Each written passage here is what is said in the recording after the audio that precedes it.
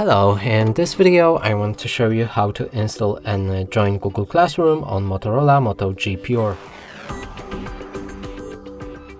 And to do this you will need to open a Google Play Store. Here find Google Classroom. Select this app and install it. After installation process is complete, you should be able to open it. And here we can click on Get Started, select the account and OK.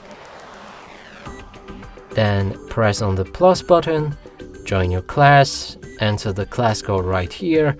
And afterwards this button should light up in blue and you'll be able to join your class. And that's it for this video. Hope you like it. Please consider subscribing to our channel, leave a like and a comment below.